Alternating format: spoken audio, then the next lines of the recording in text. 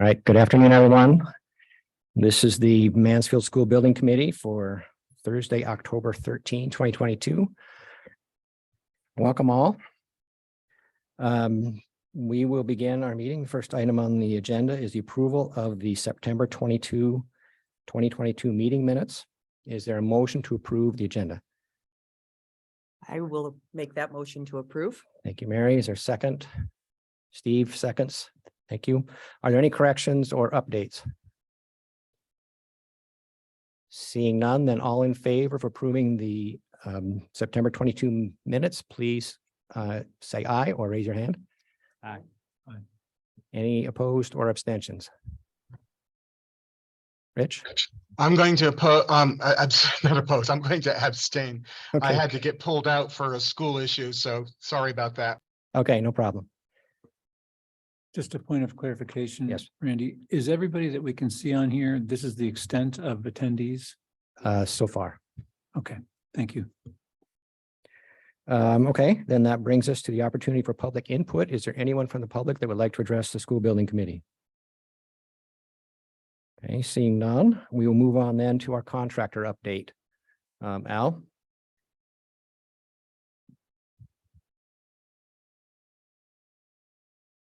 Al, are you available? Oh, yeah, I am. I had to Okay, thanks. find the unmute button. But I'll Okay, share the screen now.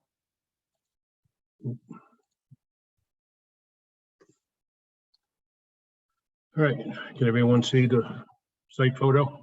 yes, we can. Okay. So here we have the photo of the parking lot, main parking lot. They're doing curbing right now. They got one more island to do up here. They need to finish these two over here, and then they got the walkways around the building. It's going fairly well. They've started doing topsoil in the islands that are complete. We're going to be planting trees in here early next week. So those curbs are in their final location. Yes. And looks like there's a sidewalk course that's being put down. Is that, am I seeing that right? Yeah, it's a little blurry, but there's a sidewalk and curb over here. This is the main entrance from the road. This comes in. This will create your bus loop, your parent drop off here. Then you go up this way. And in terms of completing the parking lot, are the sidewalks going in first before paving? Yes.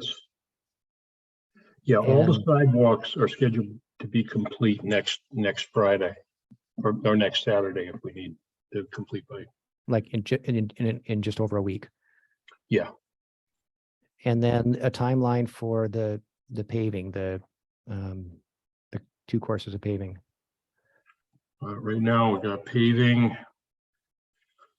We got asphalt binder scheduled for 10/24 to 10/25.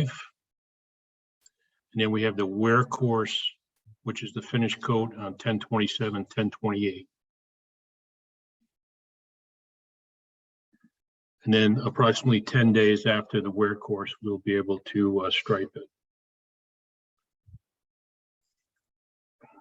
And is that dependent on weather, I assume, the raining and also Yeah. temperature? Yes. Okay. The asphalt has to cure for 10 days before we can paint it. Okay.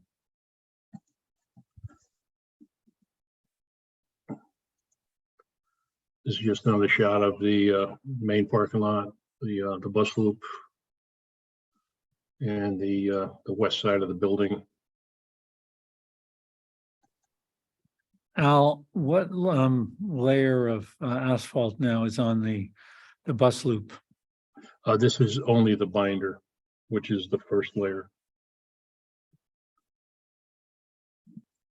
So once we're done with the landscaping, we'll clean the binder, do any repairs we have to do, and then we'll top coat it with the final.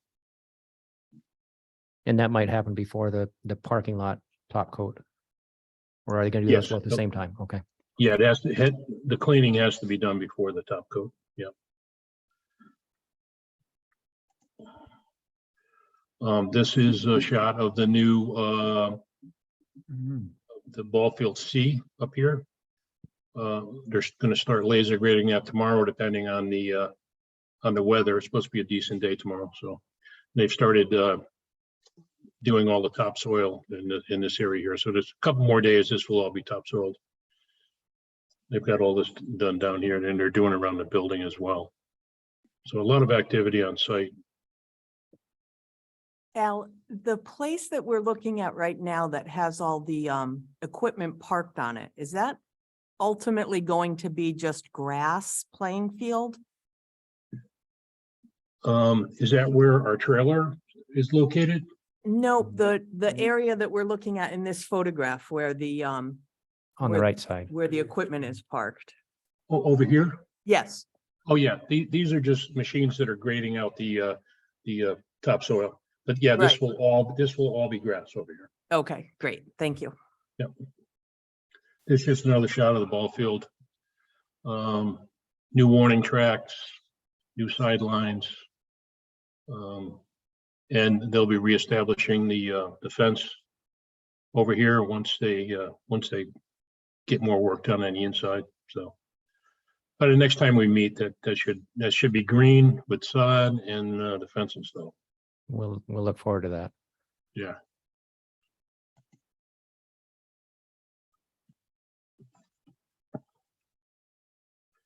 This is the detention basin on the southeast corner.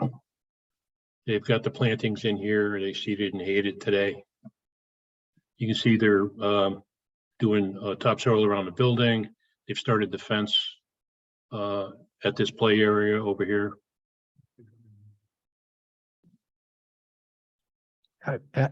Remind me, are both sides of the roadway have a fence on it, or is it just on the side towards the school? This is like an enclosed play area right here. It has gates for access. I see. So it's just that area that would have the fence. Yep. There's a fence around this play area, and then there's a fence around the detention basin Okay. with a walk, and there's a walking path that goes around it as well. And then it's hard to see, but over a little farther down, you'll see there's more fencing going up over there. We'll see that in another photo. Al, before we go from that picture, can I ask about those trees? Yeah. They don't look so good. Yeah, they're fall trees, so they're meant to. Most of the fall trees now are losing their leaves, so that's what you're seeing here. So just as an aside, that came up today in a site walk I had with the zoning officer. Those are deciduous conifers, which I didn't know was a thing. So they look worse for wear, but that copper tone and dropping needles is a trait of the I think it's the bald cypress. So that's Excellent. Good to know. I'm But they glad do- they're doing what they at a should be distance, doing then. they don't necessarily look great. Yes. No, they don't look so good. I But- did see them in person the other day. They Right. don't look so good, The, but the landscape architects out there looking at all those other. Perfect.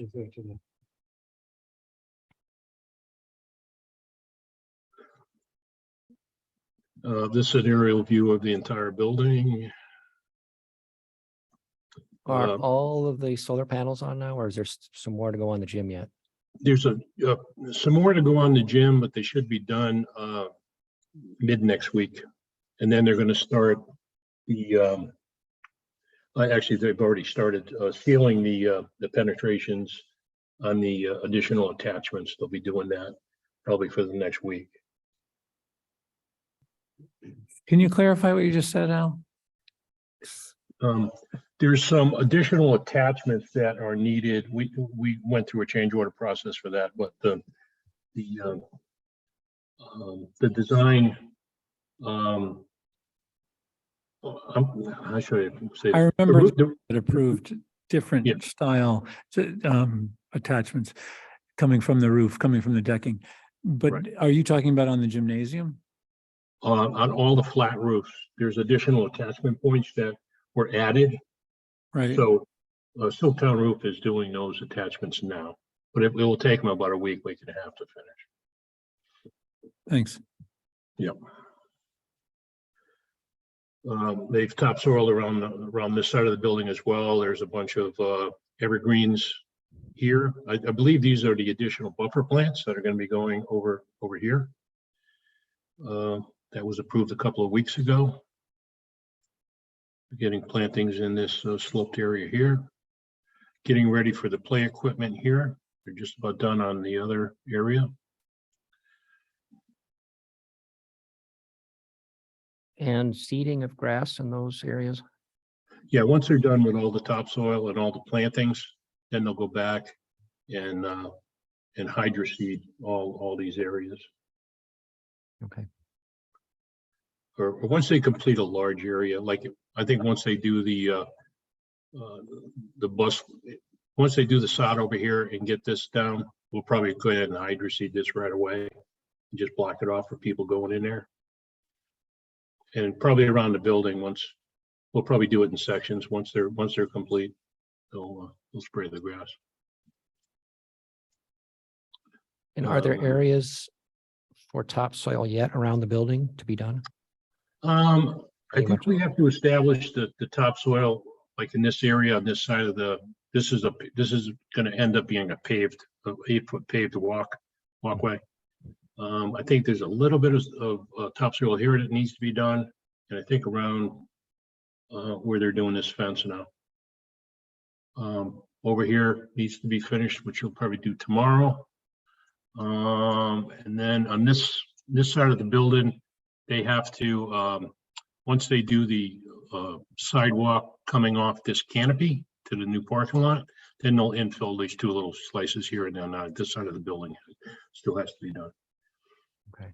So, but they have all the topsoil, it's on-site stockpiled, it's all screened, ready to go. So this is a view of the entire building from the north side.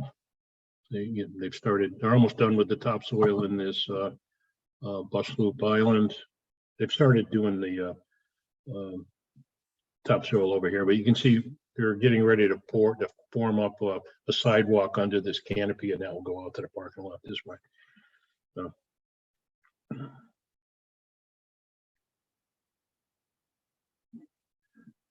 Let's see, that. Just a different view.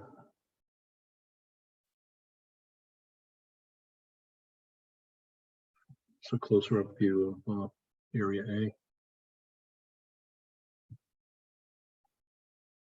Is the roof is done on the canopy, the top covering? Yes, the rubber's on. We right now we're doing the sprinkler rough end, and once the fascias are done here, then you have to do a metal edge around it, but that will complete it. It's weather tight though.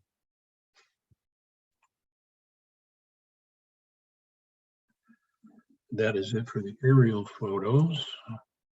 Can everyone see the building? Yeah. All right, so this is a shot of the exterior the canopy. They've gone through, put the battens on, put the fascias on, Ipe fascias. This is the walk they're going to be pouring, and weather permitting, hopefully Friday. Well, this is the north section of C Wing and the gym. They've gone through, put all the battens on here. The fascias are installed. So they're bringing topsoil up this way. So this next couple of days, this will be all topsoil over here. And sidewalk to the front door at the same time as you're doing it under the canopy? Yes, that's correct. There's like two entrances, the main entrance plus the entrance into A will Right. all be done as part of that canopy walkway. So this is the corner of the gym. This is the east side, north side. They just have to rake this topsoil out, and that'll be ready for grass.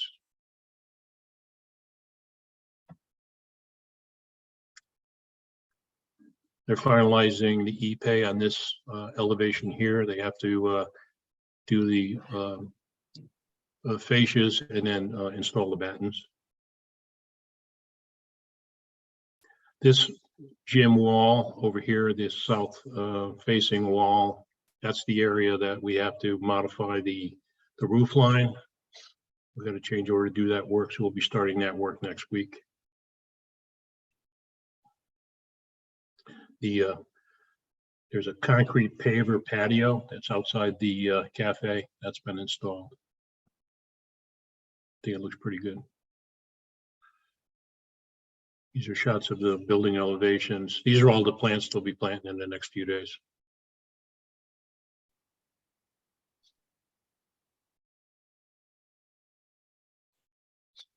These are the, there's fence posts. This is another, this is actually a picket fence, a metal picket fence that runs from the building up to the property line. But it has a gate for access, but it kind of keeps the kids contained there. But there is access of vehicular access. That's just to, so I orient myself, that's just around the corner from, on the right side is the loading dock, is that right? Yep, loading dock is to the right. And the detention basin is back here on this corner. And this is the east side of B North.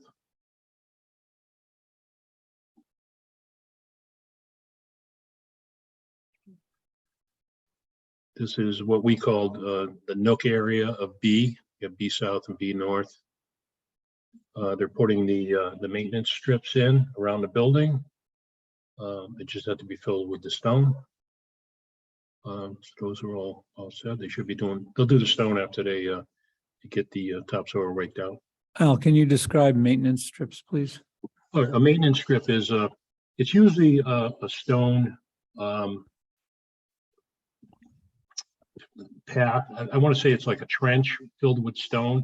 So Like when you're heavy going- gravel, like very, very large gravel, and you call it stone? Yeah, it's crushed stone, but it when they're mowing the lawn, it allows them to mow the lawn up to the maintenance strip, not have to use a weed whacker.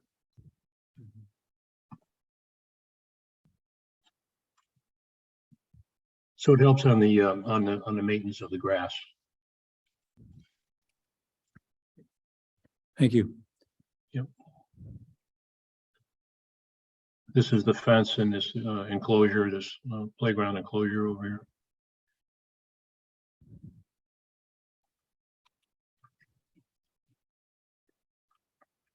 Turning the corner, this is now the south side. This is B South, this is A South. These are the balance of those trees that are going to be going over on by the neighbor's property.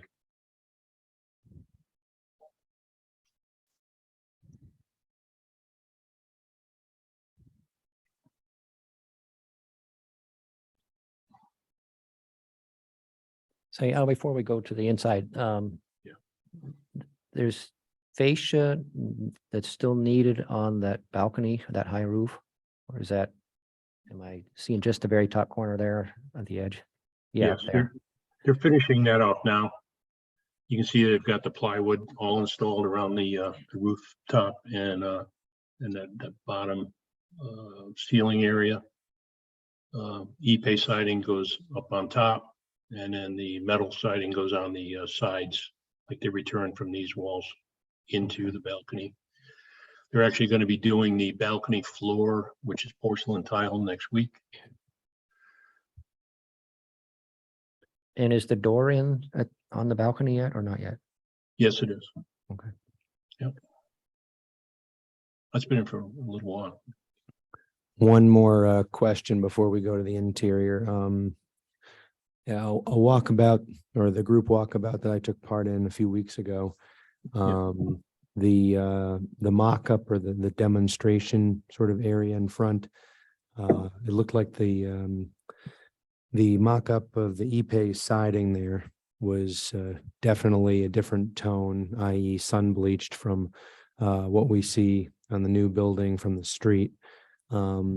I'm pretty sure I already know the answer to this. This might be a question for Jeff more so than Al, but just want to confirm that the material that was used in that mock-up is identical to what went on the siding for the new building. And so basically if we give, because I think that's been up the better part of a year.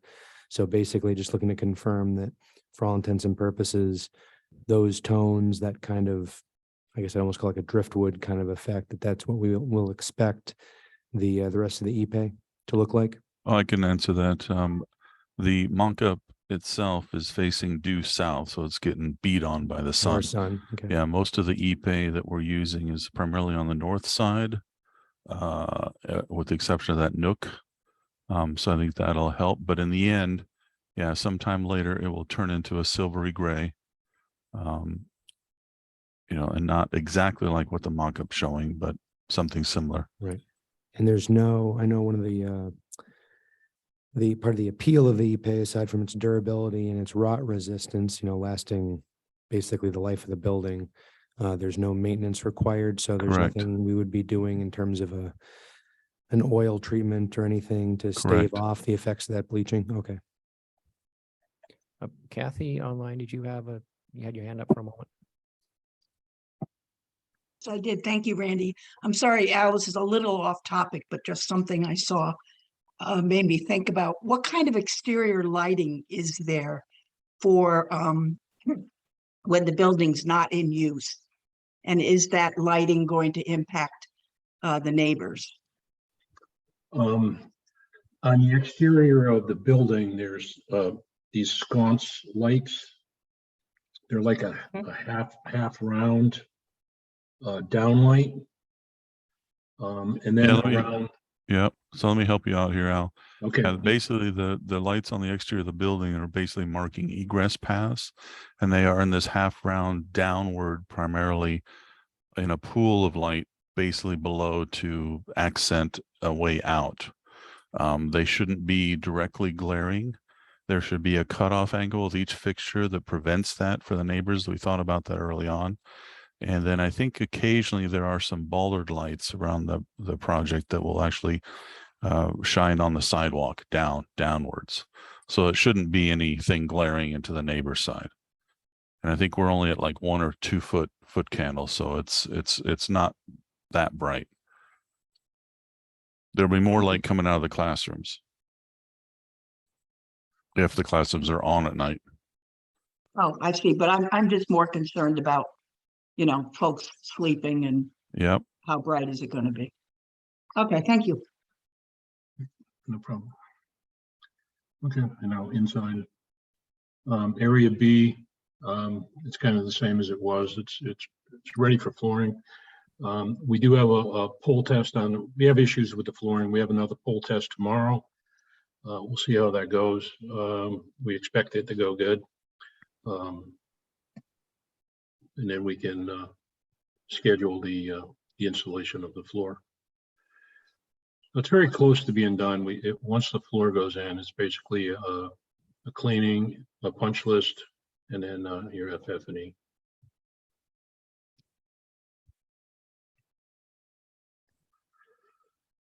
This is B upper.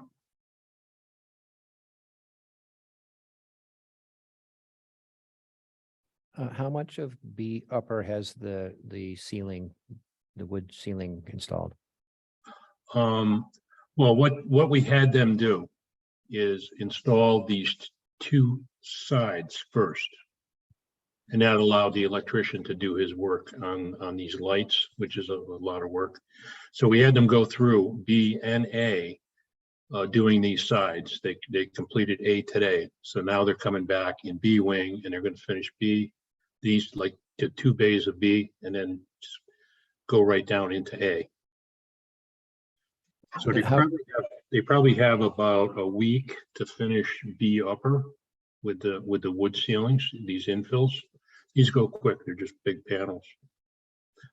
These are very time consuming because they're small, it's a tight space. You got to work around all the conduit and stuff like that. So that took a long time. These go in really quick.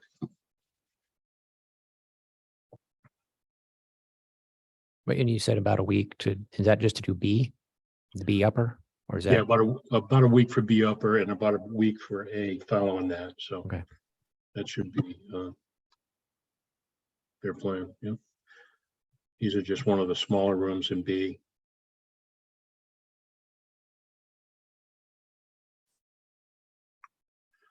This is the corridor in A. We're getting ready for an above ceiling inspection in A for mid next week. And then we'll be able to finish all these ceiling tiles, get those closed up.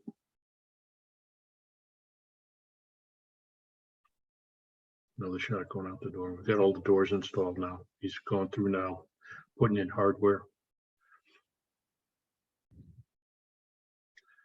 This is the reception desk in admin.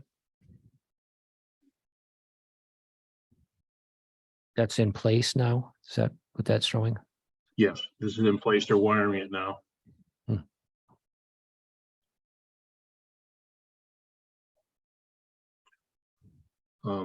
This is a shot of the gym. We have the this is the mat storage up here. Is that And the actual, is that the actual mat up there?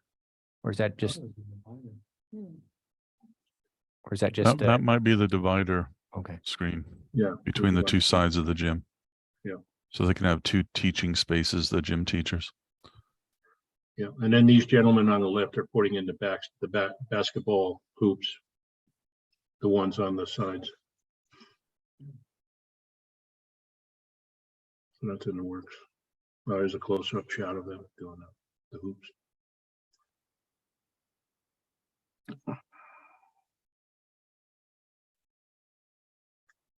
This is a shot of that concrete paver patio outside the cafe. I think this was taken yesterday because all this is done now. These sides have all been completed.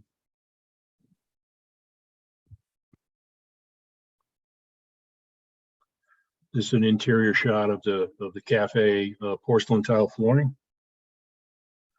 So they're about 2/3 done. They were actually grouting this area today.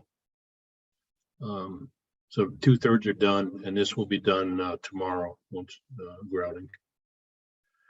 So this opens up a lot of work for us. We have the serving line that goes here on the porcelain tile, so now we can set all our equipment inside the kitchen. So that's the next couple of weeks we'll be working in the kitchen. So the display case that goes here.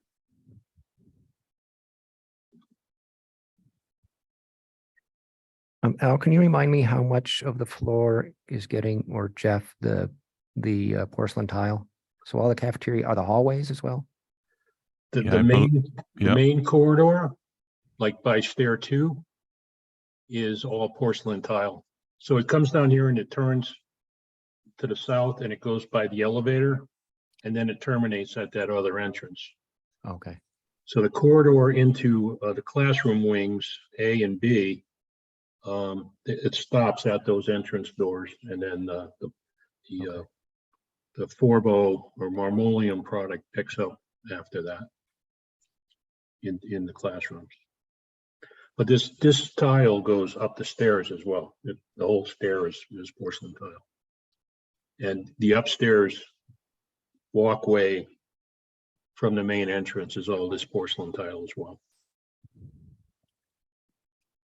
and that doorway at the end, is that one of the last ones you're gonna put in, or is that you getting a new door in there sometime, the real door? Yeah, this was a high use door because we're getting a lot of material coming in through there. So we have the doors on site. We just haven't put them in because we didn't want them to get damaged.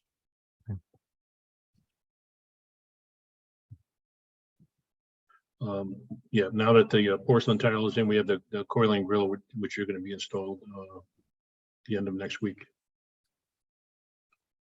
It's just another shot of the floor. They're putting up a paper protection down on it, but we'll put another protection board on top of the paper.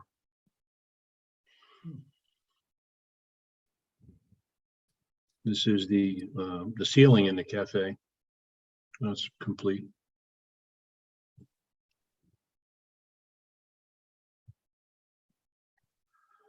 So the repairs were done to stair 2, and they've started finishing off the drywall, the framing and drywall underneath.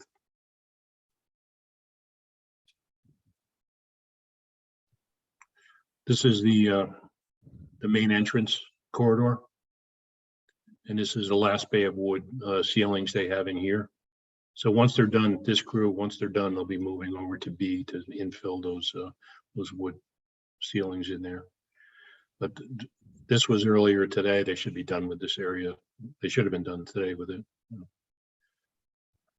And in terms of the painting on the walls, or just the paint, is that happening soon, or is that on some other schedule with finishing up the classrooms and all that gets painted at the same time, sort of thing?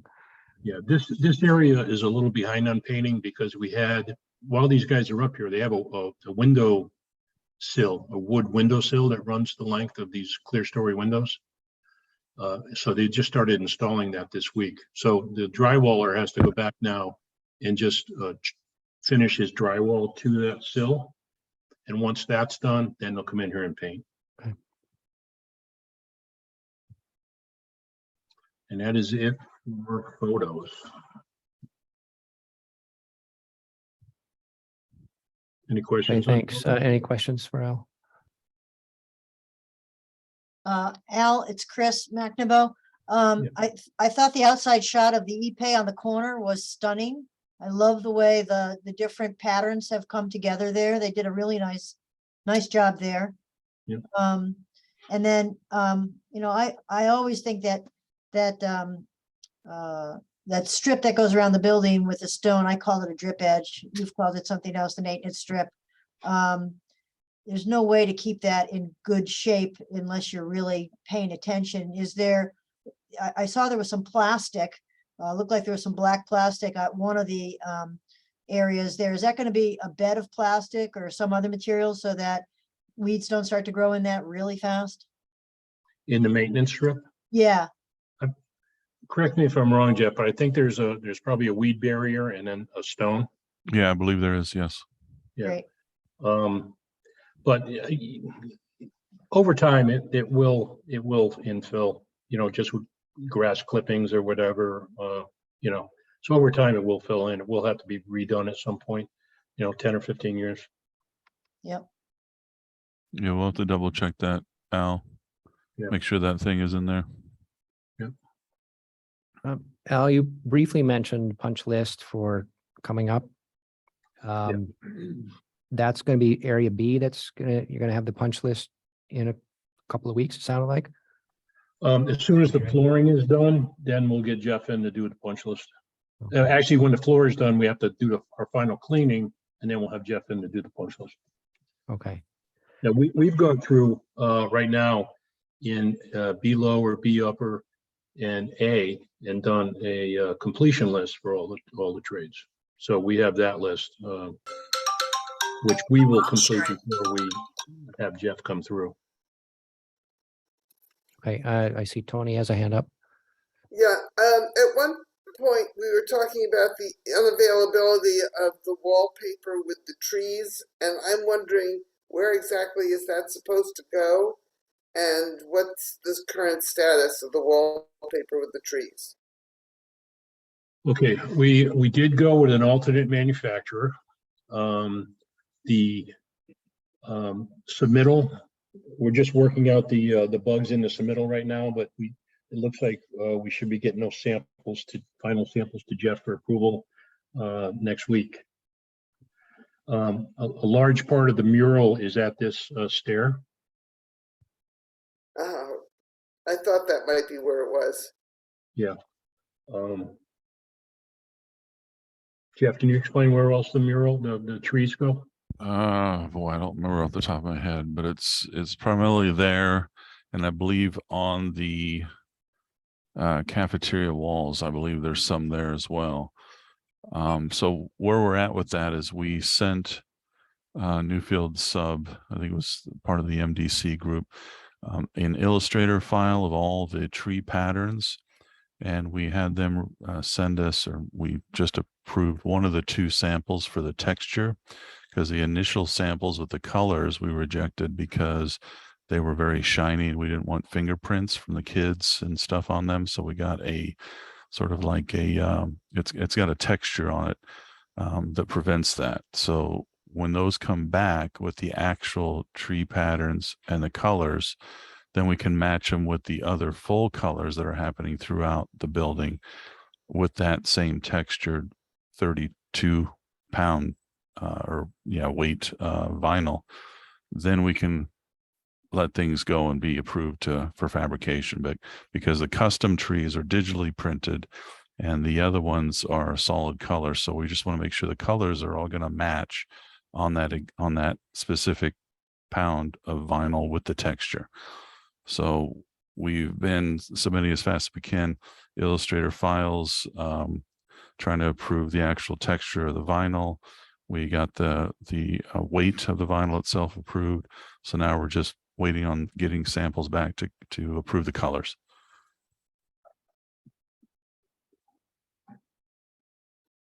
Is there an estimated time when this stuff will go in?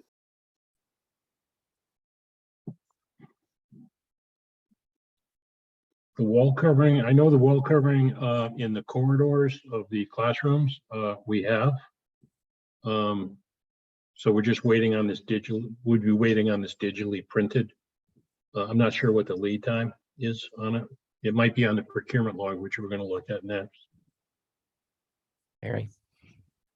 Al, I'm just looking over some notes that I have from a previous meeting when we talked about the fact that classrooms would begin to be complete in early October. And I know you said earlier that there were some things happening with the floors, so I just wanted to know where we are with that, seeing we're almost at mid-October here. Yeah. We have been doing several tests on the floor. And we've been having the flooring company on site to review the tests. And every test that we've done so far has failed, except for we did one last week that passed, but it was he used the wrong tiles. And so we redid another test with the correct tile, and they'll be doing a pull test tomorrow on those. So once we have those pull tests approved, which we think we're going to have tomorrow, then we'll be able to move on to the next step in the flooring process. We have all the material, it's just how are we going to put it down? Yeah, so what they've done basically is, I don't know if they did a full-on bead blast, but they're grinding down the surface down to a 1/16 of an inch and then pouring a leveling sort of Ardex intermediate product. And that we're hopeful that that'll work. Steve? Hi, Al. Couple things. We had a bunch of pictures of the cabinetry in our packet, and I guess some of the coloration on some of the cabinet, the millwork or whatever you want to call it, the cabinet doors, didn't match up. What's the lead time on getting that corrected? They have a lot of that material in their shop. They're going to go through and pick out the darker ones and try to swap them with some lighter ones from the batch that we have, and then they'll redo the rooms that are missing. They'll have to fabricate new doors for those areas. And then the solid site board fence, the one that you can't see through, looked like there was some quality concerns with the installation. Do we have a plan to remedy that? We have a meeting that that is supposed to be scheduled. Manufacturer of the fence.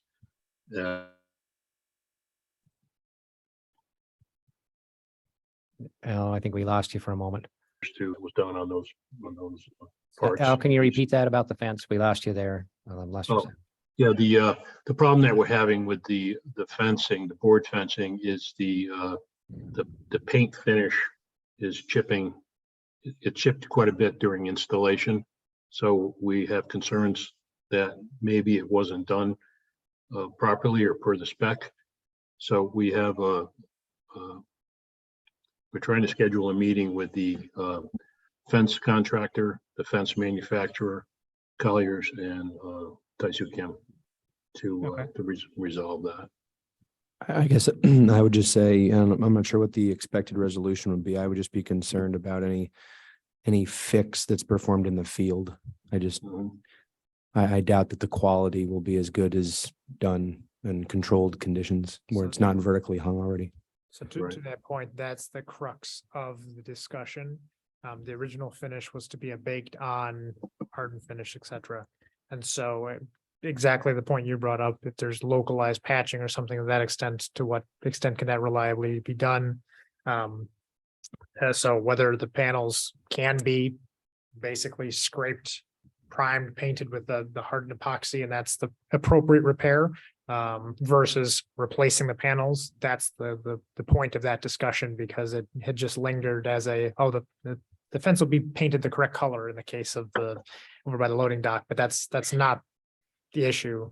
The loading dock, it was less clear because it's a high traffic area, it gets dinged up, maybe that was the cause of concern, but along the property line, there's no reason it should look like that after simple install. If you install fence panels ever in your life, it doesn't look like that after you install fence. So I think that's the what, point of the meeting. yeah, sorry, Adam. I think what started No, the whole work. thing off was that the color that was supposed to be on the fence at the pump house, they didn't use an RAL color that I gave them. They used the number, which was a 7046 through the RAL. And they just used that number with a Sherwin-Williams product and got a completely different color. So we noticed that, and then they did the same on the exterior fence. So we're waiving the color difference issue on the main property fence there, as long as we can make sure that the finish is not going to peel with a fingernail like it's been doing. So that's the plan. So that the whole thing initiated with the wrong color and also some peeling at the pump house. And then we noticed it carried over into the rest of the fence. Okay, Chris McNamara first and then Steve. Al, the generator still has no date. So what are we doing? The parts and pieces may be in. They were supposed to be delivered on the 10th, but we have not got confirmation. I don't think the parts came in personally, but we do have pricing for a temporary generator, and we have talked to the electrical contractor who's in contact with the generator manufacturer. He stated that they stated to him that they would provide a temporary generator at no cost if we needed. Great, good to hear. Thanks. Yep. Do they actually have a generator? They do have a 60 kilowatt generator available. That's what I'm told. And I also found a 60 kilowatt generator, KW generator in New Jersey that I got pricing on. Okay, Steve. Al, with respect to the binder course that went down, and obviously there's a lot of dirt that's been tracked onto that, and I'm sure that'll get cleaned off before the next course goes on, but will there be a tracking pad to protect the final course once that goes on, so we don't have the same kind of dirt issues on the final course? Yeah, that whole back area is now off limits. Once the grass goes down there, there'll be no tracking of dirt from that field area by the ball fields. So the only traffic on that paving will be from either the road, Warrenville Road, or from the parking lot. No, excuse me, the parking lot. I'm not sure that ball field parking lot connects to the bus loop. I don't think it does. So the only traffic you'll get on the paving will be from Warrenville Road. Okay, thank you. One other question now before we go back to procurement. The tricycle path, is that planned for this fall, or is that? Yes, they're going to be doing. They're going to do the trike path once they finish the binder on the wear course on the parking lot and the bus loop, and then going down to the loading dock. Okay. But BB is doing that themselves. They're actually, they have a paving crew. They're going to be doing that 8-foot walkway, and they'll do the trike path at the same time. Okay. Other questions on the building itself before we move on to procurement. Okay, seeing none, you want to talk about the procurement? Sure. All right, so we got the skylights. No change on the 10/28 date for the skylights. So we're hoping to get that in a couple weeks.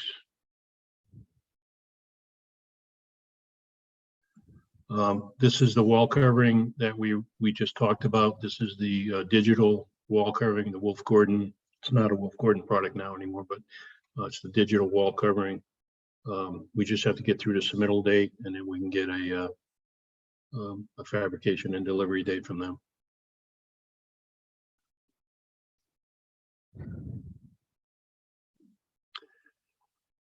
Pumps and VFDs for water tanks. We have temporary VFDs, 2 of them on site. They're supposed to ship 10/28. So once we get them, we'll just have to swap them out, which is not a big deal. It's a couple hours, that's it. So it's not, we don't have the real VFDs, but we have temporary VFDs that we're using to get everything up and running. Generator, we just talked about that. We don't have a date for it. We're missing those 2 parts still. But we get updates every Friday. So hopefully we'll get another update tomorrow. Exterior lights are going to be on site the 18th. They're actually shipping on the 15th. We were told originally that the lights were in Sullivan Benson's shop. I was there, and they showed me the light fixtures and the poles, but apparently they were from another job. So we should have the light poles Tuesday or Wednesday of next week, and we'll start putting those up. So it seems the generator is the only one that is still like really truly an outstanding issue other than the Yes. flooring. I mean, in terms of procurement. Yes.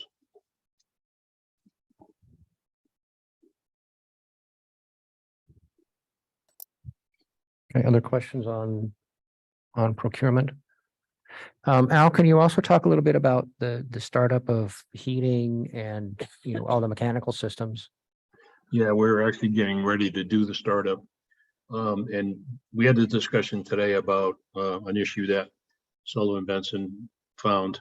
On the heat pump piping, there's a steel pipe that is the larger size pipe, and it drops down to a threaded connection to PVC that goes to the heat pumps. That connection there between the PVC and the steel, it seemed like they did the leak test on it and everything held, but they didn't like the way it was going together. The threads were kind of cross threading and stuff like that. So they decided, they took it on their own to order different fittings for the PVC. It's a stainless steel reinforced connection. So they've started changing those out now. So there was a little snag in that, but they think it's best for the project to do it now before it starts leaking in 3 years. So it was definitely a weak part of the piping details. So hopefully this will correct that.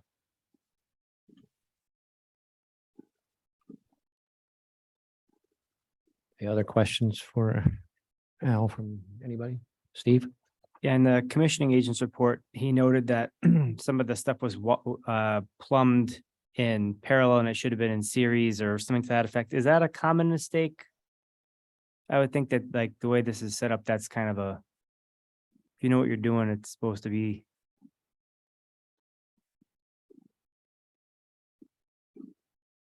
Is it a common mistake? Man, I don't know. Would other people have set it up? Is that like, we just happened to set ours up this way, but other people would have set it up a different way? It was like just the way that we chose to go, or? No, it's the way the engineer designed it. Okay, but the fix is being taken care of. Yes. There have been a a few items where the subcontractor, the mechanical subcontractor and the mechanical engineer have had different understandings of what the requirements were in terms of where valves needed to be in this spot versus that spot, this location versus another.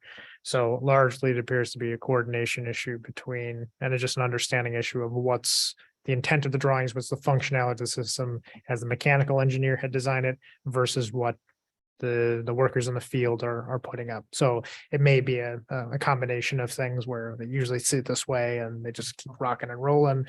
Or it might be that they're not digging into the drawings, but this isn't just the one isolated issue. There have been continuing coordination meetings and discussions and emails between the two with Kohler Ronan, ensuring that whatever's installed meets the design requirements.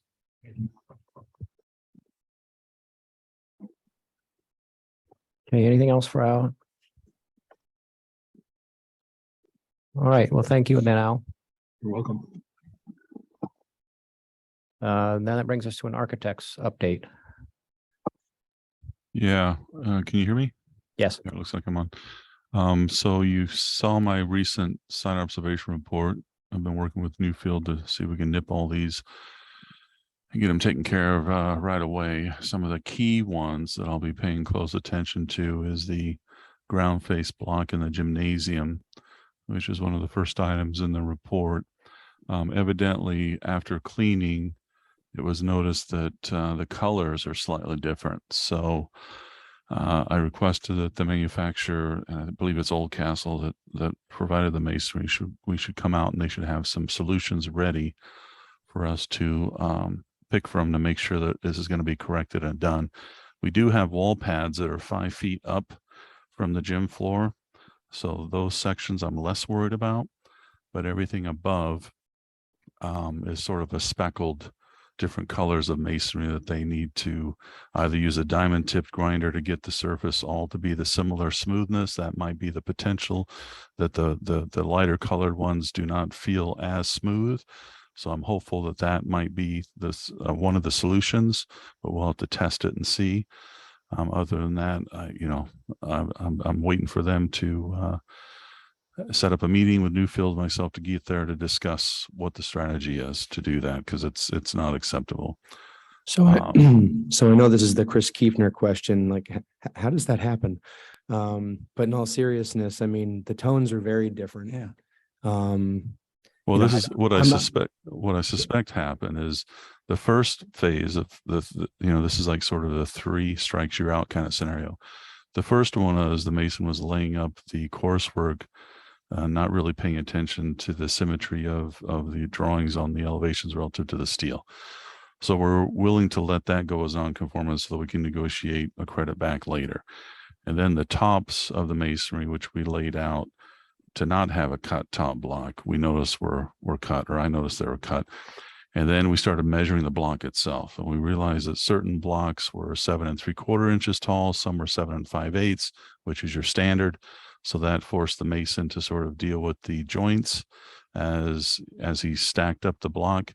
And I believe what happened was, probably from the plan or from the facility, there was a mix of block in the pallets. So I believe that's probably, Al, correct me if I'm wrong, I don't know if that's what the conclusion is of what happened, but it feels to me the way they laid up the block was that there was a definite section of one type of block, and then they laid up from there, and it was a darker section of block. So it feels like that the pallets came at different sizes and different textures on the surface, or different finishes on the surface. So that's, I believe, how that all happened. And we didn't notice this coloring until it was cleaned, because if you remember, there was scaffolding and they were laying up the block, and it had this sort of grout, sort of dust all over the surface of it that nobody could really see until they cleaned it.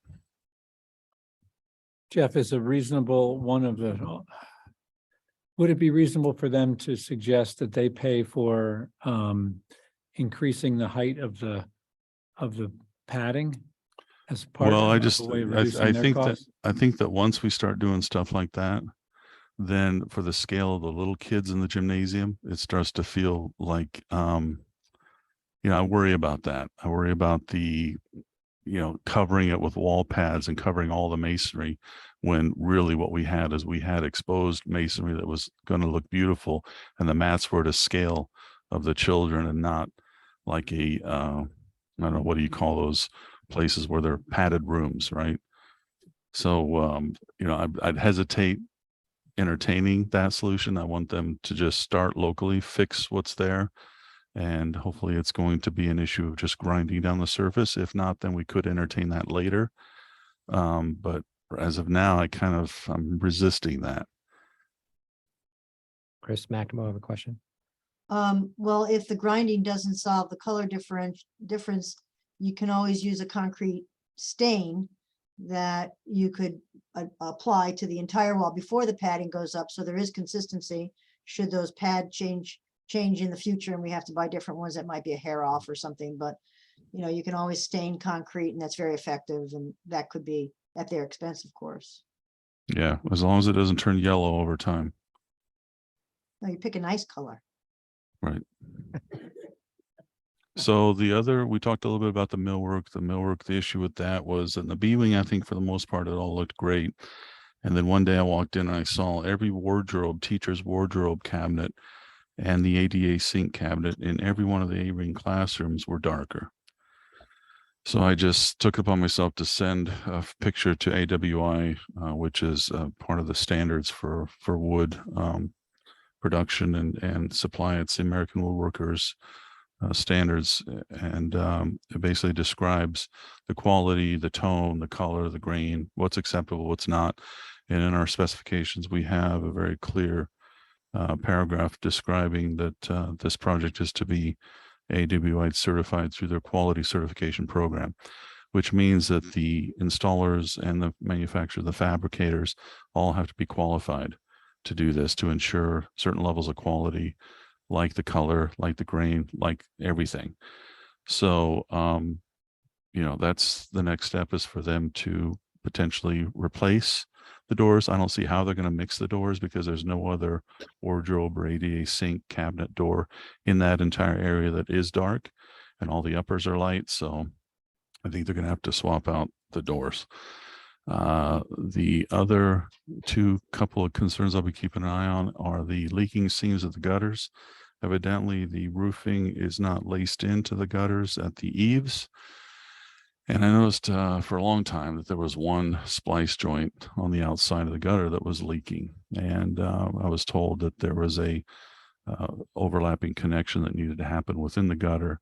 But then subsequently, I was talking to a Silktown person who's doing the roofing. They're also doing the zinc, and he was working on some wall section. So I asked him, he goes, "Oh yeah, they just got to come back and lace in the roofing membrane into the gutter." So that's what we're waiting on, because right now the water's slipping behind the gutter and coming and leaking through the box itself. So I'm anxious to see that done quickly, because right now what's happening is they got the topsoil going in, and the leaks are splashing up onto the zinc, and there are these beautiful arches of dirt and mud all over the bottom edge around the whole building of zinc. So I'm sure that they're going to fix that and get that done, but I'll be paying attention to that one. There's a couple of places where there's a sill to jam flashing details that I think they need to correct in some locations, and they acknowledge that they're going to replace or fix whatever they need to do with that. The exterior fencing around the edge of the property, we discussed that. The paint adherence issues. There are a number of areas around the building where the zinc panels are being damaged by lifts, etc., which Newfield has assured me they will replace and fix. I noticed today, or when I sent out the report last week, I noticed that the wood canopy had a few items that they're knocking out. I noticed today that the sprinkler pipe that was going out there is tucked into the cove. They were able to get it higher, as I asked them to do. So it looks like they are heeding my advice and making things happen and be corrected as fast as possible, because I think our intention, everybody as a team here wants to get this project finished, and I'm trying to be proactive with these reports to make sure there's not a huge punch list in the end. So as long as we can still, be friendly with each other, and they can fix the things that I'm calling out in a rapid pace, then I think we'll be in good shape. Okay, That's all I have. Question from Steve. Jeff, on page 39 of your report, the art classroom rough opening, not matching. That was one of the more jarring photos I've seen. I'm just wondering where we're at with respect to that repair, because it's a pretty huge hole in the building. Let me get to this here. 39. Oh, let's see.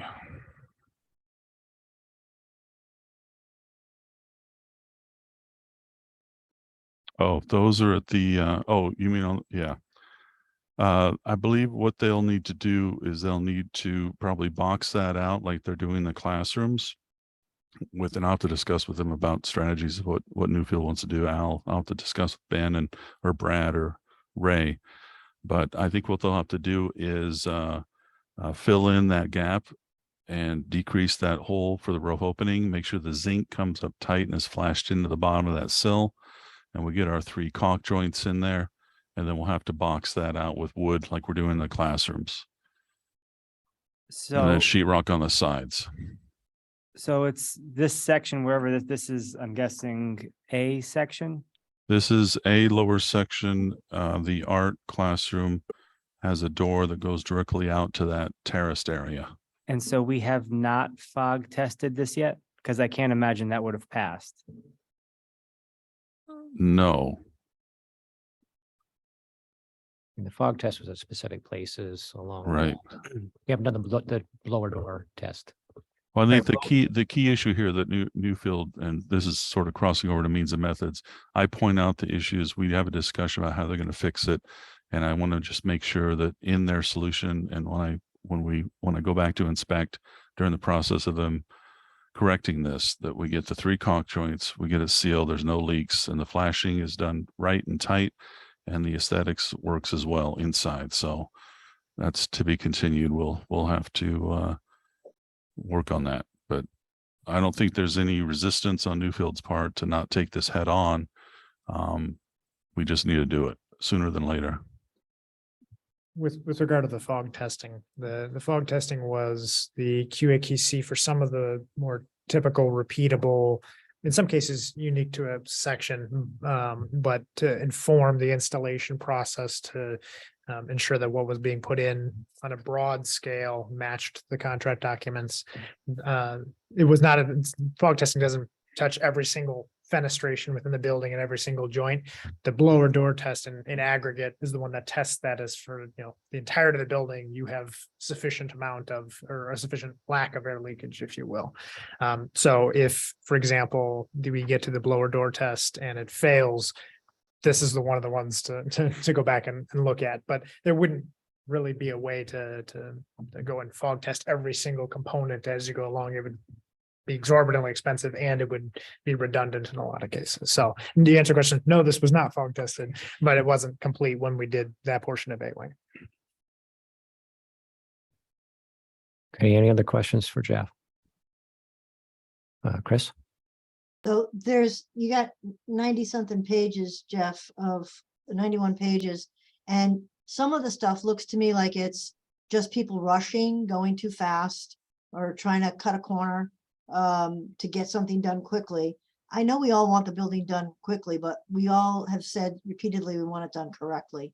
So with this amount of things that we're looking at, what do we look at here as some realistic timelines? Well, I think what happens is every time I go to the site, I will start checking off, as I have been doing, things that they have corrected and take them off my field report. So the next time they don't show up. So this thing will get smaller and smaller and smaller. It all depends on Newfield sequencing. Sometimes I have to bring steel guys back later because there's guys working in sheetrock. So I get that, but it's going to stay on the punch list until they get that aligned with, who they need to be there at certain times to do things like do welding, which causes sparks, and they don't want that around people doing sheetrock. I get that. So it's noted, it's there. So I'm trying to be proactive and get there and try to check off as much as I can and catch these things early on. So I think as far as the speed and turnaround, that's going to be probably, Newfield and myself double checking and making sure that things are done correctly. I noticed the stair was moved. The bottom riser slightly still off, but I think it's within code. So I think that one's okay. You know, little issues like that. We're trying to just pay attention as a team to find them, correct them, and move on. So Al, to that point, I mean, a lot of the pages were pictures of the zinc siding and of the water leaking through the gutters. Is there a time when that's scheduled to get, those things are going to schedule to get fixed? I know Siltown is on site right now. They're addressing the securing of the PV panels. But I believe once that's done, they'll start on the punch list, if you want to call it, of what else they have to do. And then Al, Yeah, I'm you can willing, ask, yeah, ask. Al, I'm willing in the mornings, like, if I start coming once a week or whenever you guys need me to come out, I'm willing to walk around with Brad and just go through this thing and just, you know, sometimes it's like when I talk to Ben, necessarily, not that it always happens, but sometimes Brad doesn't get that information, or with Ray when I talk to Ray. So I'm more than willing, if he's handling this punch list, that I Yeah. can just focus on Brad, and he and I just, every time I show up, sign in, we take a walk. Yeah, that will help a lot, Jeff. We should do that like at least weekly. Yeah, I agree. And then Steve has another question. Yeah, in the Kohler Ronan report, there were two questions that I had. One with respect to the refrigeration piping, which they seem to have a lot of concerns about. And then the other one regarding the neoprene pad that's supposed to be underneath the DOAS unit that's not. And I know how big that thing is, and I don't know how or how we would go about getting that pad under there, but I'm sure Al probably has a plan. So just those are my two questions. I can answer the neoprene pad. The DOAS unit is has vibration isolation inside the unit itself. It doesn't need the neoprene pads according to Sullivan Benson. So they need to get the documentation from the manufacturer that states that, and then Kohler Ronan will sign off if that's the case.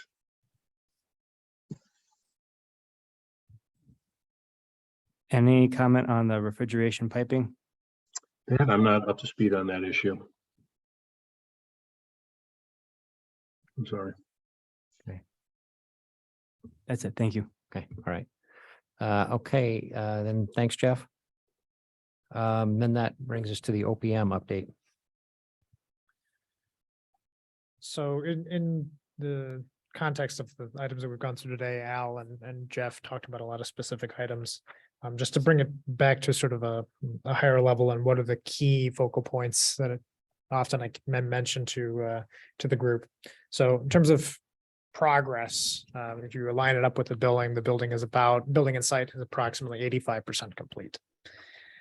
The four areas that are currently on my tracking areas, the key things to look at.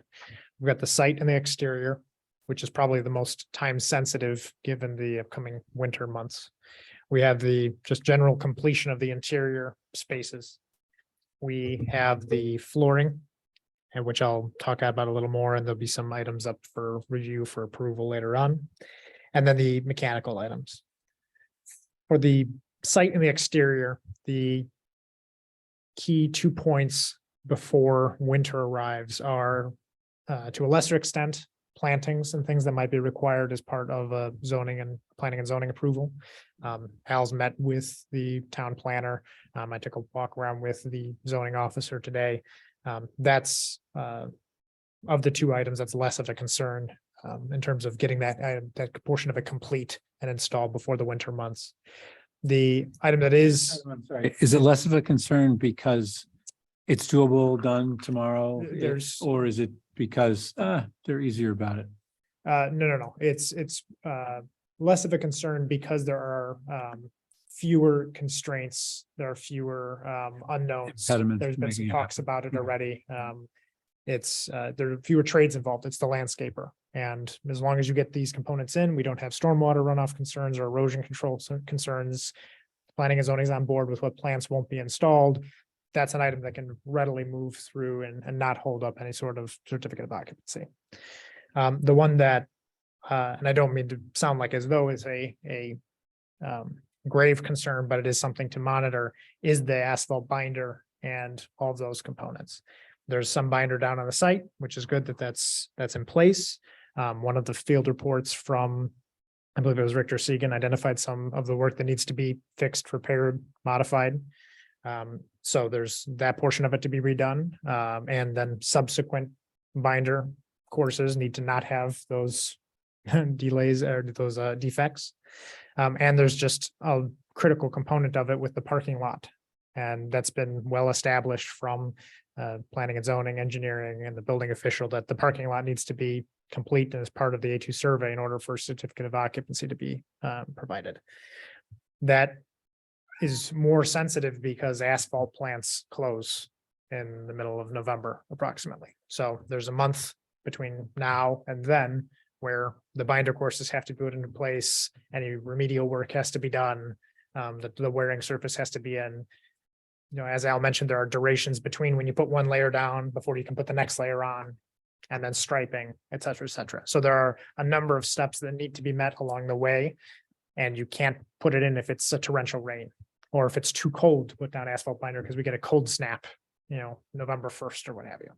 So again, I don't immediately know that there is a impediment to completing all of it, but the work has to be done. It needs to move forward and it needs to be complete, because if it's not, and we're in the end of November, the town officials can't authorize certificate of occupancy until those elements are complete. So that's why I cite that as the current key focal point, even though it's sort of been on the back burner for a while to cite the site. Well, now it's coming up as a key issue.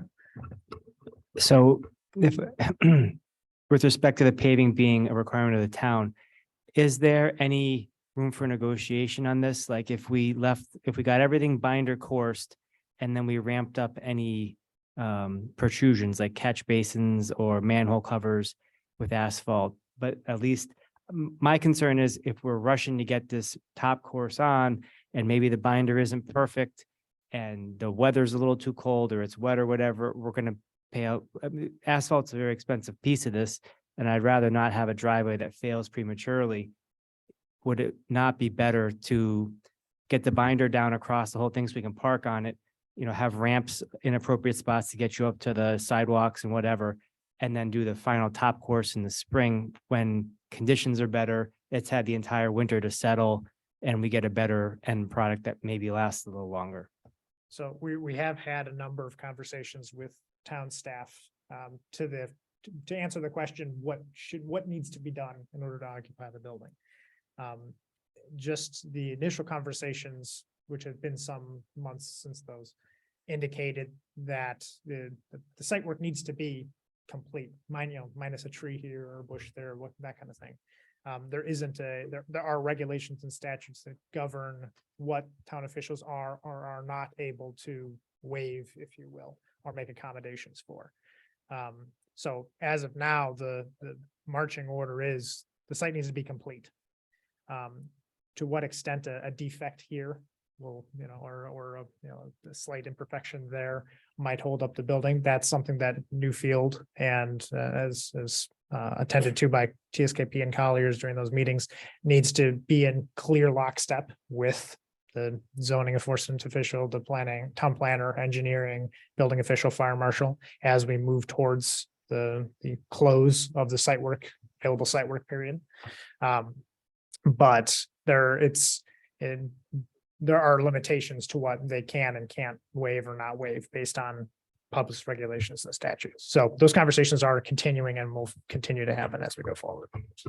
My last comment on this, and I'll be very brief, is throughout the course of this build, I think many of the members on the committee have said, is this a delay thing or is this a quality thing? And the paving is something that feels like it's maybe being rushed and might affect the quality kind of a thing. So if it takes a little bit longer, okay, we're bummed that it took a little bit longer, but we're still getting the same quality of a school. So maybe the DOAS unit is delayed, or the millwork going in was a little delayed, or the floors going in was a little bit delayed. But at the end of the day, we're going to get exactly the quality that we expected from the beginning. And I just want to know if we have the flexibility on this paving thing, because I hate to see us rush it just because we have to, because our policy is you have to have the top course on. if there's any flexibility there and the conditions aren't right, if the conditions are right, then that's great. But if they're not right, I'd hate to see us sacrifice the quality of the parking lots in the paved areas for the sake of getting the project done. That's my only point. Thank you. Understood. And just as a final clarification on my bringing that up as a key focal point, there should be no reason why a quality installation shouldn't be completed before the end of the season, where it doesn't rain for 30 days in a row in Connecticut. It might rain a number of days, but there's no reason why that shouldn't be accomplishable. It's just an item to take note of. And if it's November 3rd and there isn't, binder down and mooring surfaces down on the parking lot area, that's a substantial problem. Would it affect the reimbursement if we waited? If we had to wait? It wouldn't affect, you mean from the state, and Mhm. the state reimburses once the monies are expended. So if there's no asphalt done, then Newfield wouldn't get paid for the asphalt, and then we wouldn't get it reimbursed right away. But when it is complete, the reimbursement would come thereafter. But there's got to be some end window. Not in terms of, there's a window for starting projects, but not which we've already gotten well past and we're fine Okay. there in front. But in terms of the project taking longer because of reasons, there's no time limit necessarily in that regard. All right, so anything else on site exterior before I just quickly get through some of the other points? In terms of the general interior, the flooring aside, there are still, as you can see from the photos, a number of items to be complete, just drywall, ceilings, painting, mechanical items. Those are progressing, but it's one of those where those still need to continue as a whole, so we don't run into situations where all the flooring is done, but there's so much work in the rooms that we can't punch list them out, we can't close them off, we can't put in furniture. IT can't put in the displays, the digital displays. So that's another one of the 4 focal points. I'll come back to flooring. The mechanical startup is, as Al noted, they're working through some of the startup items now that the DOAS unit is in place, and there are some VFDs available to get the system working. The building controls contractor is in there, starting that process up. And the commissioning agent, along with Cola Ronan and Joe Luciano from Colliers, are working through getting through the checklist items on commissioning. But point of fact, only one of those items has been able to be complete so far, and there's a lot to go. So although it's, items are coming up, as Al indicated, some of them are getting resolved in rapid succession. There are just a lot of sequential tasks, and you can't start up heat if you don't have glycol. You can't put in glycol if you didn't flush and finalize the system. You can't flush and finalize the system if the valves aren't in place, et cetera, et cetera. So that is another component to this that, again, needs to be heavily pushed and monitored because there are so many tasks to complete for that portion of the building. And then flooring. So as Al and Jeff had indicated, there's a upcoming test tomorrow to be done to confirm that abrading the concrete slabs down 1/16 of an inch, putting on a leveler, cementitious leveler, and then applying the flooring will resolve the adhesion issues that have been encountered. There was a preliminary test done earlier this week with the incorrect flooring product, but with the right glue and the right leveler. And that suggests that there shouldn't be an issue, but as part of final confirmation, the final flooring product needs to be tested with it. So to that effect, early next week, there should be a substantial initiative to start grinding the floors en masse and starting up the floor preparation. And so that way the actual flooring can get completed and we can start punching out rooms. There's less of a concern about what to do so far as this upcoming test result is favorable. There is some discussion about causation of the issue in the first place. Newfield at the meeting, the site meeting today, indicated that they would be grinding and preparing the floor slabs as part of their process. But there's a concern that some of the admixtures in the concrete are what caused the problem versus the actual concrete itself. So in essence, who's responsible for having this issue between the adhesive and the concrete flooring. Newfield has done some tests to suggest the layer of the top layer of concrete, and it's called a petrographic analysis. It goes into what's the actual components of the concrete, chemical compositions, that kind of thing at a very detailed scientific level. But in terms of identifying why the glue specified or the appropriate glue rather doesn't stick to the concrete as well as it should, hasn't been clarified. And there's some potential cost exposure dependent upon the final analysis from Newfield as to whether or not they feel they need to pay for the leveler, or if that's something that should be reimbursable to them above and beyond their current contract costs. So to that effect, once we get into the potential change orders and procurement items, you'll see some elements for concrete testing, and I can explain what those all are.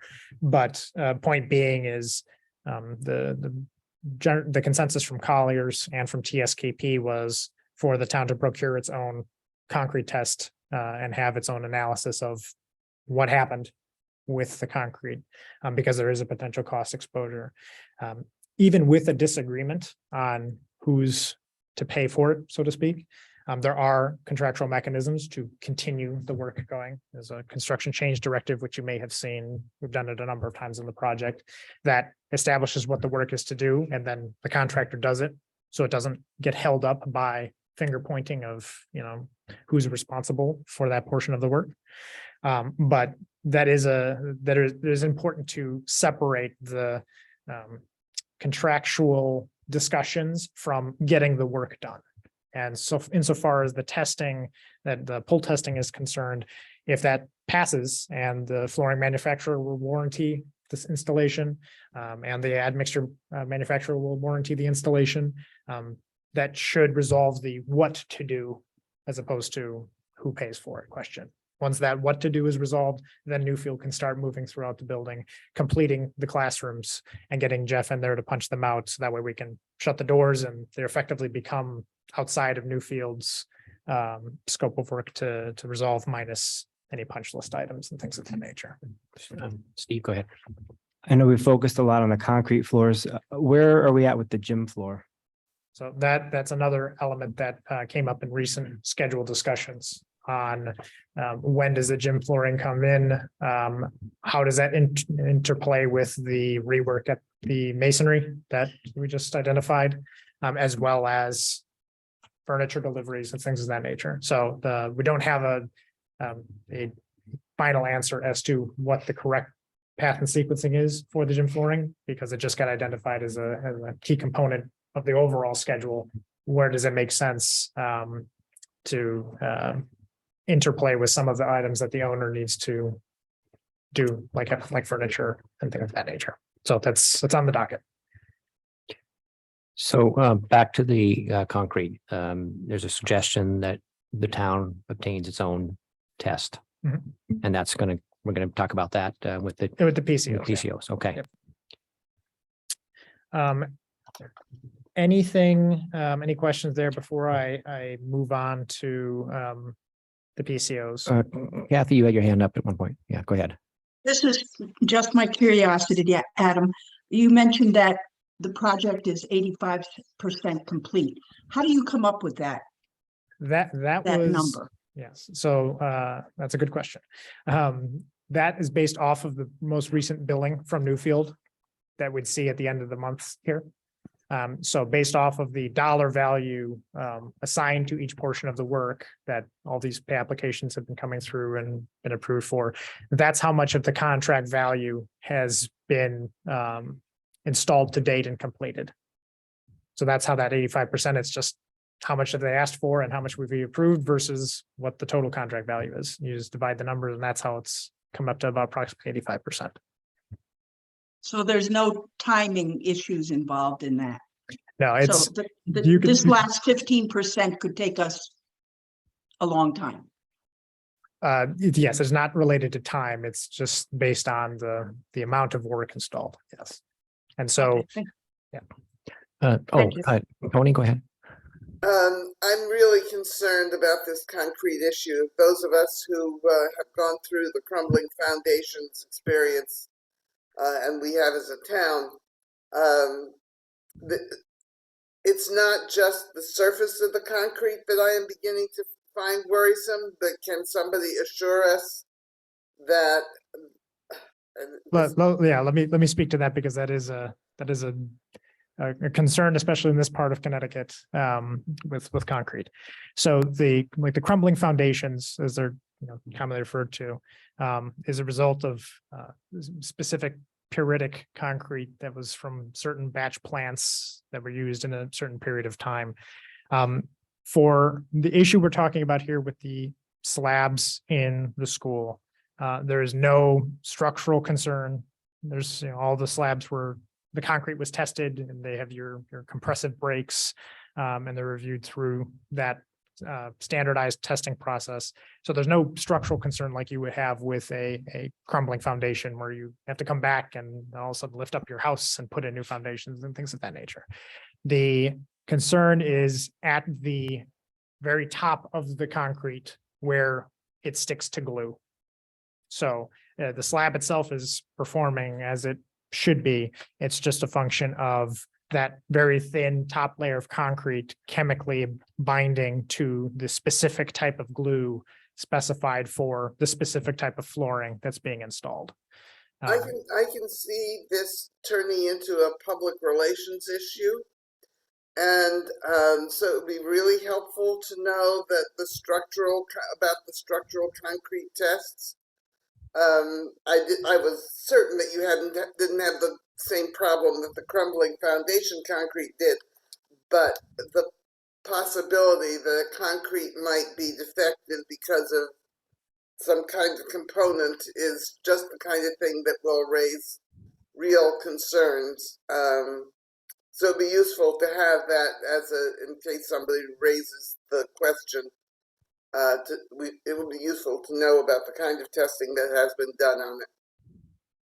Yes, and so to that point, I can share with the committee as part of its packets that are publicized some of the compressive tests that were done thus far, and then with the PCOs here today, the type of testing that would be performed or potentially performed rather is that same petrographic testing that does examine the matrix of the concrete, how it binds with the aggregate, all of these bits and pieces of components that speak to the quality of the concrete.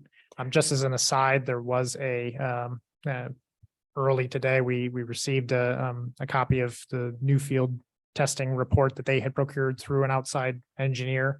That did not suggest there was any wholesale issues with the concrete in terms of it being poorly consolidated, poorly placed, inappropriately mixed or anything of that nature. So that further reinforced that there's not the wholesale issue with the slabs, but just a function of this top layer. So to that point, as I can upload that information to the committee packet so it's available. And then as we discuss the potential for testing in a little bit here, all of this is very germane to that conversation. Okay. Just before we move on to the change orders, there was concern raised at town council about some of the pipes were laying on site and might have gotten rusty and dirt and stuff like that in them. Can you update us on that? Yes. So the previously published Kohler-Ronan report, I believe it's the August 25th report, speaks to this matter where that particular topic was closed out because the pipe in question was not allowed on the project and was removed from the site. And then earlier today, I just did a belts and suspenders double check with the superintendent with Newfield, who also confirmed that, yes, that pipe was no longer part of the project. Okay. Then with that, I think we can go on to the PCOs. Yes. So there are a fair number of items here, as you can tell from the draft motions. So just bear with me as I screen share and work through these items. So just to start off, And for those following along, I'm going to be following down the draft motions. The first one up is actually a potential change order for Nunez, the intersection contractor. So they are substantially complete with the work. They have, I think there's one electrical item that is needs to be swapped out when the part is available, but the intersection is functioning as normal. Town engineering is overseeing that process and coordinating with the DOT and all's as well in that regard. This change order is basically a cleanup change order where they did the work more expeditiously than anticipated. So there wasn't as many costs for flaggers and the police officer and things of that nature. So it's a credit change order of 27,000 to align the contract to was actually needed to perform the work. Is there anyone that would like to approve this motion? I move that we approve this motion. I'm sorry, make the motion to approve this I change. move that we approve. The the Nunez motion to change order accept this. 3 for the credit of $27,140.03. Yes. Okay, we have a motion from Chris. Is there a second? I'll second. Thank you, Mary. Any additional questions? Then, and for the people online, I really can't see you, so you'll have to just speak up, I think. All in favor of approving the Nunez change order 3, please say aye. Aye. Aye. Anyone opposed or abstaining? Okay, thank you. I thought you might like that one, Chris. Yes. Yes. So moving on to some items that were approved between meetings by the executive subcommittee. One of them was PCO 108R. This was for $6,000 for providing and basically a rated wall, a rated ceiling that's required in the elevator shaft. There was a determination in coordination with the state and with local fire marshal that it would be required. There was some debate back and forth in that regard. And so it included the work to actually get up there, do the work, as well as the elevator operator time to move the elevator up and down while it's not yet certified. Just to be clear, we haven't had this issue come up. This is the first time, and I think the state referred it to the local.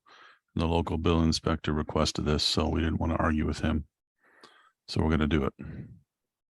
So there's no action item. This was a follow-up.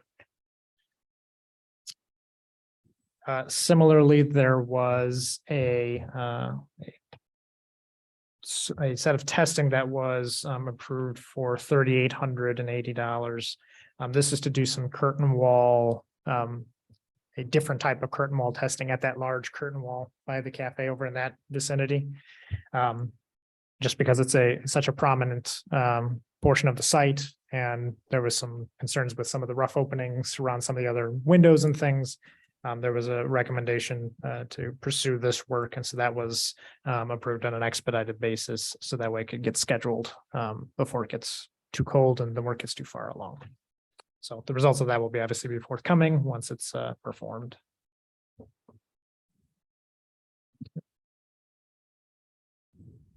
Okay. Now we have a PCO 117 R2. This is for some concrete work at the loading dock. Jeff, you want to take this one on? Yeah, so there's a lift back there that the facilities guys, Al and Bill, wanted to make sure we had a certain clearance around. And in coordinating that with the actual switch box and the way the hydraulic lines and all that stuff hook up, we had to expand the concrete, replace the asphalt with a concrete extension, and then we moved the bollards as well to the 2 tips of the lift to make sure trucks, when they back up, they know where to stop. So we didn't have to pay for the bollards, they just relocated them, and it was just, this is for some additional concrete. And I believe, Al, we got a credit back for the asphalt, right, that is taking the spot. Yeah, I believe that's the case. Yes. So, yeah.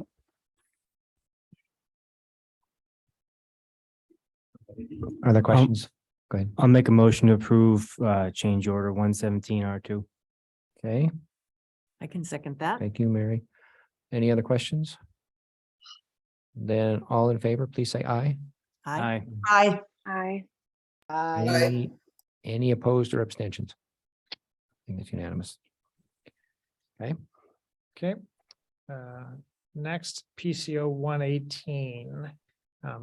This is for some structural steel clips in the admin spaces where when installed would protrude beyond the drywall. So this $1,800 is for cutting those clips such that the drywall can be installed and finalized without the steel sticking out of the wall. What were the clips used for?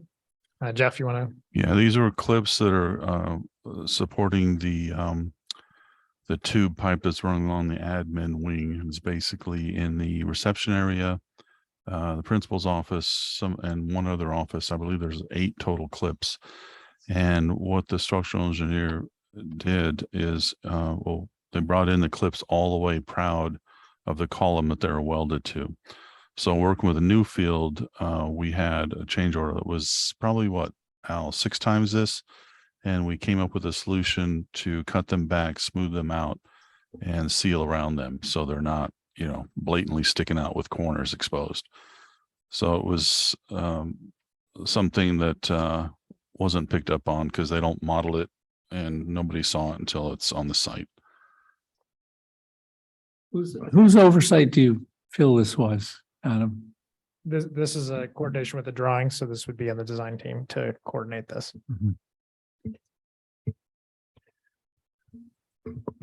Steve?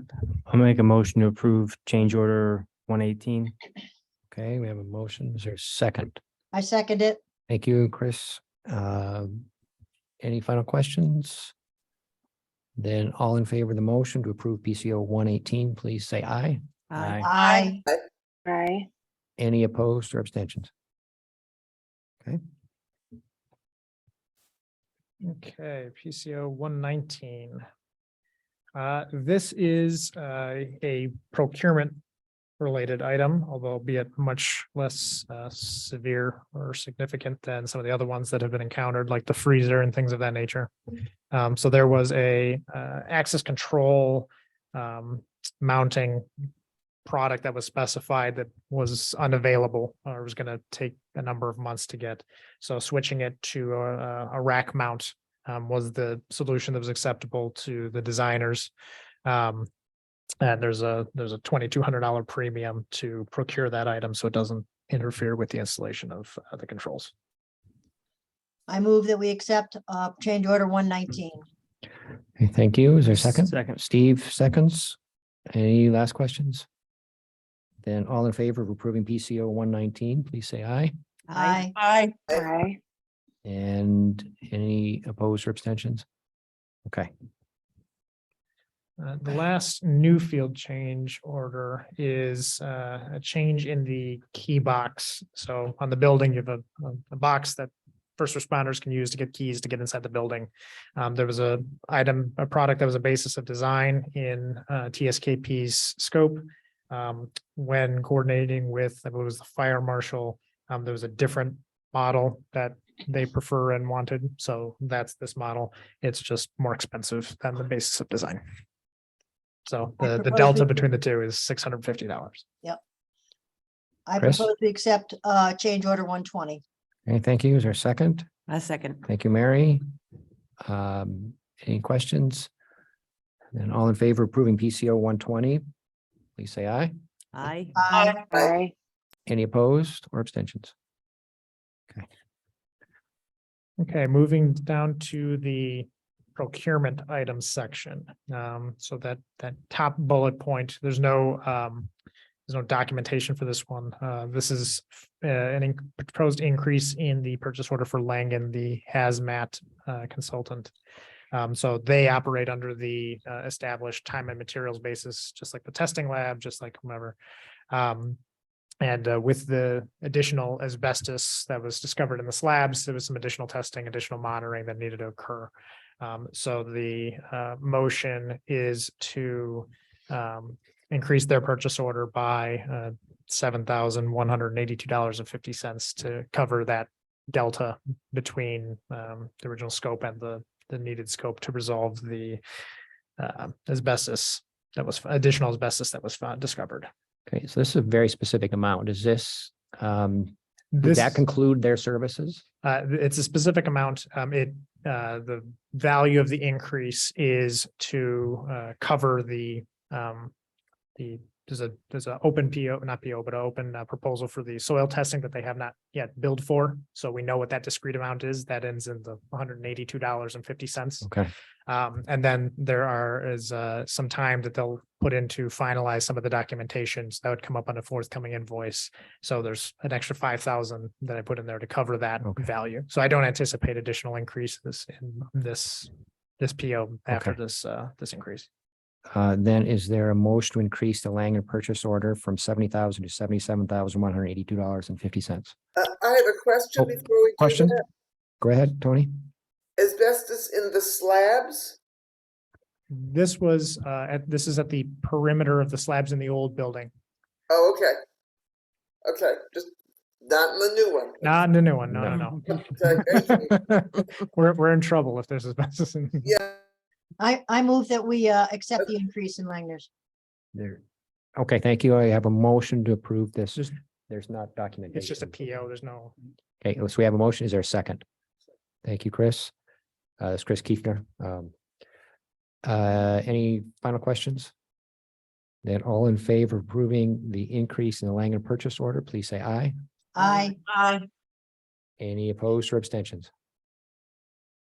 Okay, Okay, so moving on towards, there's a collection of 5 bullet points there, all related to concrete testing. So in coordination with Colliers and TSKP, there was at the previous owners meeting in the trailer, not the one today, but 2 weeks prior, there was an inclination that some concrete core testing should be done on the owner's side. So that way any potential claims for reimbursement for leveler or whatnot could be substantiated, not just through a new field test, but through the owner's test as well. So the process for doing such testing is you have to actually core into the concrete slab and pull up concrete cores. They're about 4 inches in diameter. It doesn't hurt the slab or anything of that nature in terms of an overall performance. This is a regular type of test that's performed. So you take out the core, you have to grout back the hole in the slab. You send the cores off to a specialty lab, to perform testing. One of the recommendations from a local architecture firm that specializes in this type of work, Hoffman Architects, who you can see here on the bid tabulation, was to perform some petrographic testing, which is the same type of testing that Newfield's consultant had performed. Once that testing is done, then someone analyzes it from a professional standpoint. So there's 4 components to the testing that need to be procured in order to get the answers that are being sought. So we solicited an RFP to various firms. Some firms don't do repair work, some firms don't do the testing, some firms don't do the coring. So you can see the sort of the packages there, if you will. The package A is the resultant lowest value. All of them, if you notice, utilize Hoffman Architects, who again is the locally based architecture firm that does specialize in this type of work as part of some of their services. And they had recommended APS out of Minnesota as a testing lab. So we contacted them in addition to some of the other local testing labs that do this type of work, IMTL, STL, and Tri-State. And then basically filled in the gaps with whatever scope certain testing labs or whomever didn't want to perform or couldn't perform. So that package A, which is what the motions in the draft motion packet are based off of, includes the local concrete coring company, CCC, to actually pull the cores. Colliers would take the cores and ship them to the lab, APS lab. There would be a change order sought from Newfield to actually put the grout back into the slab. They still have to grout back the cores that they took from the slab, so it's in alignment with that. So that rough placeholder dollar value should be conservative based off my conversations with Al about the matter. And then the not to exceed fee for the architect to, once the testing is done and there's a, a technical report written, to review it, to make the site visit and to provide a professional evaluation of what the concrete is and how would it impact our current situation. So for each of those bits and pieces in package A, the estimate there is $12,749, which is probably more specific than it should be, given some of the items are an estimate. But the motions outline what portions are based off of proposals versus what portions are based off of, Collier submitting a reimbursable once we, FedEx it or whatever to Minnesota. Okay. Happy to talk about any or all of that. Any questions on that? Adam, your recommendation is to do number A? Yes, yes. And how come in the second one, B, there is no cost for the repair work? IMTL was willing to grout the holes themselves. Okay. Similar to Tri-State in number D. Letter D. Okay. Other questions, Chris McNamara? Well, I would like to go with Adam's recommendation of package A for this. Okay. I'll second. Okay, just for the record, I'm going to read it in. Yep. So this would be a motion to award concrete coring to Concrete Coring Company in the amount of $1,050, sorry. A motion to award concrete core testing services, including petrographic testing, to American Petrographic Services in the amount of $5,550. Motion to award the concrete core analysis services to Hoffman Architects on a time and material basis for an amount not to exceed $5,000. Motion to authorize Colliers to conduct concrete core sample coordination and shipping, utilizing Colliers' existing reimbursable expenses, PO for shipping costs not to exceed $150. And a motion to authorize the SBC chair to negotiate and approve a PCO for core hole repair services through Newfield Construction for an amount not to exceed $1,000. And I think we can probably vote on this all as one, unless someone wants to break something out. Not hearing any objection, then we have a motion from Chris McNamara for this and a second from Steve. Then all in favor of the motion, please say aye. Aye. Aye. Aye. Any opposed or abstentions? Okay. Okay. The last procurement related item is with regard to a Connecticut Water Services. This is basically a follow-on from some of the water testing that has come up periodically throughout the project at the wells. There was some testing pulled that had higher levels of lead than were initially intended, desired, or above the action levels. Subsequent tests indicated that there was no longer a problem. It's below the action level. However, in coordination with the state of Connecticut Department of Health and the local water company, there was a different plan that needed to be put in place in terms of testing and proactivity. Ultimately, or the ultimate potential result would be some belts and suspenders, water quality remediation within the building. Right now, there isn't a water treatment component to the project because it didn't require one. And based on recent testing suggests it still does not, but there was a T installed, so someone could be installed. So the packet you have here is part of an approval. I'm not sure if it's actually showing up. This is the recap letter. Let me pull up the actual task order agreement. Apologies.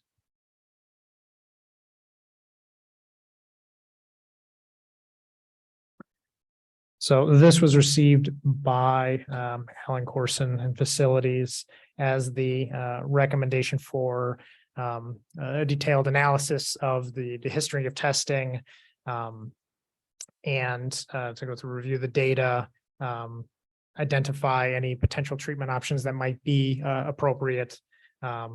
And then review the plumbing and water systems, and just coordinate this effort. Ultimate deliverables being not only reports and memoranda, but a potential recommendation as to what the next step would be for a belts and suspenders proactive water treatment component within the building. So this amount is a not to exceed basis of 31,500. The motion that I put together includes a provision for the design team's review. We just received this week, so there was a inclination that Kohler Ronan and TSKP and the various subconsultants should just take a peek at this to ensure that nothing isn't in alignment with the building systems and design and what the recommendations were. But for the interest in getting it moving and the understanding that it is unlikely that there's going to be a grave exception taken. The motion to approve this assessment is in there, subject to confirmation by the design team. So any questions on that? Okay, seeing none. Then is there a motion to approve the task order assignment from Connecticut Water Services, Inc. to be performed by Weston and Sampson for water quality review and assessment services on a time and expense basis for an amount not to exceed $31,500? Can I make a Chris. quick? Yeah, go ahead. Um, And then I'm Chris. just looking at the table and it looks like their paragraph doesn't match their table. So I think the motion should be amended to not to exceed $33,075. Rotten, I see that. Not to exceed $33,075. Chris McNabo, you have a question? Yeah, no question. I move that we approve them. Okay. Thank you. Is there a second? Steve, thank you. Then if there are no further questions, then all in favor of approving the motion, please say aye. Aye. Aye. Any opposed or abstentions? Okay. Okay, we're almost through this. There is one more item up for approval this evening, unless there are any questions about PCOs and procurement. Previous one came from what did you call it? I mean, was it just contingency item? What was it? Or is it, what budget is it coming from? That would come out of contingency. I haven't, to be honest, I haven't allocated it to a specific budget line item. There are some free monies and some of the, I think some of the miscellaneous expenses, whatnot. So it would either fit into one of those budgets or to come out of contingency there, but in either case would not be a budgetary concern. If that's, Showing how you account for it and how you anticipate accounting for it. when I issue the next little summary of the financial things, I can highlight which bucket that most appropriately fit into. It just, like I said, it came in very late and we wanted to get it in the committee packet. Okay. Okay, the last item on my end is a supplemental invoice package. So we will still have our normal invoice package at the end of the month with Colliers, TSKP, et cetera. This was the notion to have a supplemental invoice package came up from two different particular vendors, particularly the Nunez companies, who we just mentioned was substantially complete with the site intersection work, as well as one of the furniture vendors who, while they're storing some of the materials, is having cash flow issues with their vendor. So we had to verify that the materials were in place. We actually had the things we got. It's all bonded, insured, et cetera. So that was the impetus for having this supplemental invoice. And then some of the other invoices that were just available and easily reviewed were slipped in here as well. Okay, is there a motion to approve these invoices? Mary? Yes. Just before I do that, sorry. Are there any questions? Yeah. Yes, go ahead, Chris. Quick question, what is this, what are you calling the library ranges? That's the Jeff, jump in here if I'm mistaken. Those are the actual books where you store the books. They're not in the called library. shelves anymore, they're called ranges. I don't know if they're moving on wheels, but I believe that's what they're called nowadays. Yeah, Jeff, I can you think- corroborate that? Yeah, I think, from my understanding, is that there are a number of bookshelves that are high and tall up against the wall, and there's a number of them that are in the floor area as well. So it looks like there's two types here. So I don't know which is which, but it feels like the larger ones that are anchored, to the wall and stuff looks like to be the first one. So that could be because they're large. They're They're different. But it's the industry's word for shelves. Yes, Yeah. that's my understanding, yes. Thank you. Okay, other questions? Okay, seeing none, is there a motion then to approve this invoice package? Yes, I would like to make a motion to approve the supplemental invoice package dated today, including invoices from Arbor's Tree Care Services, Langen, Pro Systems, Red Thread, and WB Meyer in the amount of $64,385.48, and Nunez's application for payment number 4 in the amount of $91,518.94 for a total approval of $155,904.42. Thank you, Mary. Is there a second? Chris McDevoe, second. Any final questions? Then all in favor of approving the motion, please say aye. Aye. I, Any Aye. opposed, any opposed or abstentions?